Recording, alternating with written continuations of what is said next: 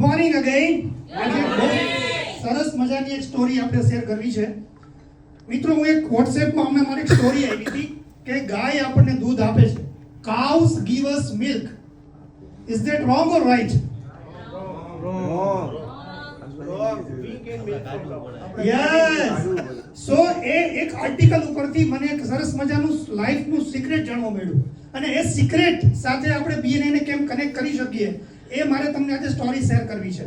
So next, the secret of life. કે તમને secret પહેલા જાણવું ગમે છે? Yes or no? Yes. Secret of life? Yes. Secret of success?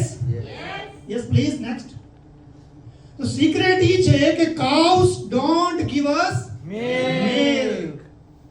Next, story ત્યાંથી સ્ટાર્ટ થાય છે મિત્રો કે જ્યારે કોઈ ગાયનો જે રખેવાળ હોય અથવા તો ફાર્મર હોય એ સવારે કેટલા વાગે ઉઠે? 4 વાગે ઉઠે. ત્યારબાદ શું કરે? નેક્સ્ટ, યસ, ગુજરાતી ભાષામાં વાહિદું કહેવાય. બટ એ લોકો શું કરે? સવારમાં પહેલા તો ગંદકી સાફ કરે અને જે કાઉ ડંગ હોય જે એકદમ ફ્રેશ હોય એને કલેક્ટ કરે. ધેટ ઇઝ ધ ડ્યુટી સવારના 4 વાગ્યામાં. ત્યાર પછી ગાય હોય ત્યાં જાય અને ટેપ કરે અને એના જે પગ હોય એને પહેલા વોગલ કરવા પડે અથવા એને બાંધવા પડે પહેલા, અને ત્યાર પછી એની બાજુમાં બેસી અને ગાયને દોવવું પડે. That is the milking the cow. તો સિક્રેટ રિવીલ્સ. સિક્રેટ શું છે? The cow does not give you milk, but you have to milk the cow or you do not get the milk. So now Shruti madam મને કીધું કે ચિંતનભાઈ તમે ETU slot લેશો? મેં કીધું yes.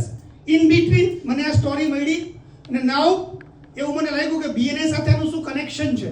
So let's correlate that connection. આ રૂમની અંદર ઘણા બધા મેમ્બર્સ છે મિત્રો એવા કે ઘણા લોકોને છેલ્લા 2 મહિના થયા, 3 મહિના થયા, 6 મહિના થયા બિઝનેસ મળ્યો છે અથવા ઓછો મળ્યો છે. તો એ લોકો વિચારતા હશે કે બીએનએ માંથી બિઝનેસ કેમ મેળવવું. તો થોડોક તમારો પર્સપેક્ટિવ આપણે ચેન્જ કરવો પડશે. ખાસ કરીને મિત્રો આપણે 2 વર્ષના લોકડાઉનમાંથી બહાર આવ્યા તો પણ ધંધો ચાલ્યો. તો આ તો કોઈ એવી ચેલેન્જ તો છે નહીં બીએનએમાં. તો બીએનએનું આપણો જે પર્સપેક્ટિવ છે that we have to change.